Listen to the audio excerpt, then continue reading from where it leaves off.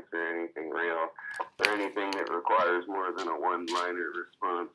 Yes, white privilege exists, but it's a total distraction derailment that was mainly socially engineered at the universities owned by rich white people. I preferred the days of real spontaneous radicalism, not the socially engineered version where white privilege wasn't tossed around like free government cheese, which it basically is, since most of these people going to college these days are getting loans from rich white oligarchs so they can remain permanent debt slaves and permanently confused. That's great, Keith. Is that it? Yeah. For now, I might throw in a few things when I edit it, you know? Yeah. You write your stuff in a text block off of your platform and then copy it in when it looks good? Actually, a lot of the times it starts off with, like, a fucking email rant to someone, and then I send it to, like, 10 more people or so, and then I, like, start thinking about other stuff that I didn't put into the rant. Yeah. And then I make a couple of edits usually. I think I'm already exhausted. I'm sort of moved in enough that I'm now like back on the internet and I'm like trying to catch up with things that matter and I'm so out of it. But I really enjoyed that article on the new mayor being lost at sea. Another mayor lost at sea. Did you look at it yet? It's Steve Doohan. I really do like that guy. He's so dry and he's so moderate yet scathing. He's like scathing and moderate at the same time. Like he gets under the wire. He stays under the radar. British style. Yeah, and I love how he goes interesting or no. He had this thing. I sent it to Michael Cox, the mayor's spokesman, because Doohan is just straight up making fun of Cox.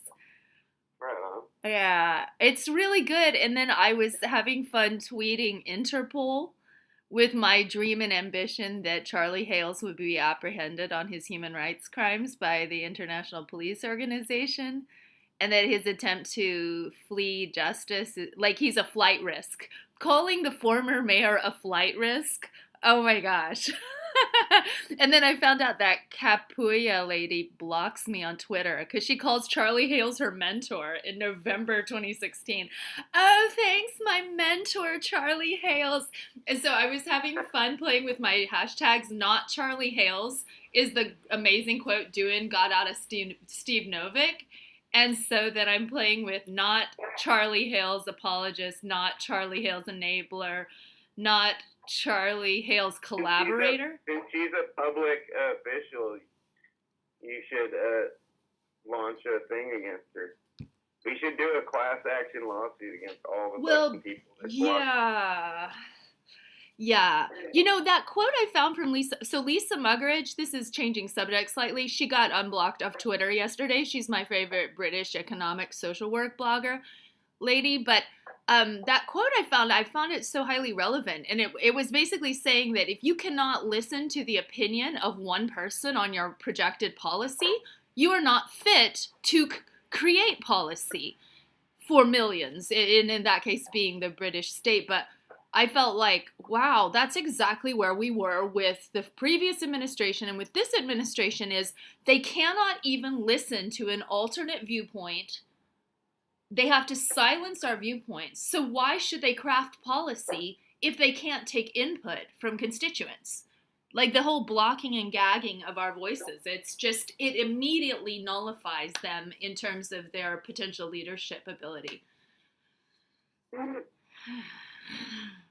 Ted Wheeler's such a tool. The dead giveaway on that is that he reads the stupid city attorney's crafted threat on democracy. We will arrest you. We will eject you. We will do blah, blah, blah in front of every meeting. To me, I'm like, you're already looking like a fascist pig without even having to do anything much more than like read your script. To me, those city attorneys are kind of crafty. They're making a fool of him. I wonder if they do that on purpose. It seems like they did it to Charlie on purpose. Just like help aid and assist political euthanasia. Like, political euthanasia. It's like the city attorneys are just like, letting mayor after mayor walk off the cliff, and nobody's giving them sound legal advice at all. If they did, they'd be out of a job because they would be problem free. It would be a quick and efficient machine. Oh yeah. So they have to make more busy work. All the gatekeepers and all the like sellout radicals around here. It's like one of my new projects. Did you see the Chihuahua pictures? I could destroy all these fucking people, like fucking Teresa rapers and everyone. No. I lay off my Teresa. I like her. Hell no, she's fucking hanging out with fucking child rapists. She's a fucking scum. She fucking tweeted my image out knowing that the cops would see it. Fucking fuck that bitch. She's a bitch. I don't like that language, Keith. Come on, it's misogynistic. No, it isn't. Well, I don't know. You're the dog lover. To call a man a dick? No. I want you and Teresa to make up, her to stop hanging out with the pedos, you to stop hanging out with the pedos, and then we'll all be good. Isn't a bitch a female dog? So if she wants to be a lap dog for the state, doesn't that make her a bitch? Okay, so if she hangs out with a convicted criminal, the difference between Bob West... too, like the head of the HRC all the time. Oh, creepy. Okay, so little fucking sidekick. I do have a hierarchy of evil that pedophilia is like the worst of the worst. If somebody's a drug dealer, whatever, and they're better now, I think there is a hierarchy of evil. But you're saying she hangs out with pedophiles, whereas you only hang out with Bob West, who's like, not sure what he did. Did nothing except have a mental crisis and stuck a fucking knife to a woman's throat and got fucking wrongfully convicted. Well, I'm glad I'm not the woman he stuck a knife to my throat. He doesn't seem you know what? If you were like chasing around a mentally ill guy and tormenting him for like fucking days and then fucking just kept doing it and then the guy finally snapped and stuck a fucking knife to your throat. Well, you know what? Maybe that's not the most, the best response, but you know what? Who gives a fuck? Really?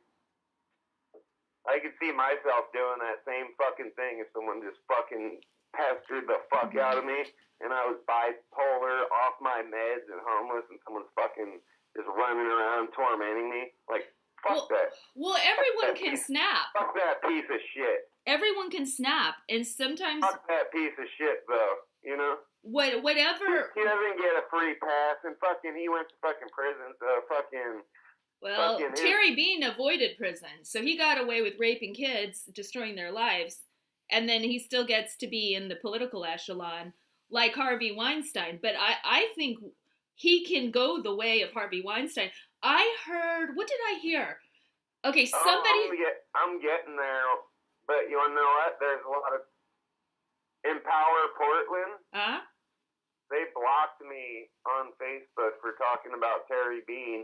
And then, because I was talking some shit, right, about Terry Bean, and they came, and the ACLU, and how they work with the ACLU, and NAMBLA were defending NAMBLA, and how Terry Bean's been getting fucking, giving money to the ACLU, and he's their little pedophile fuckboy financial funder for the last 25 years, since his days of fucking NAMBLA, you know? Yeah. And then Kristen Bowling from Empower Portland came on and Eli was saying something about Terry Bean, and then Kristen Bowling from Empower Portland, she came on and fucking posted some shit about, what about Sam Resnick? I wonder what he has to think about this.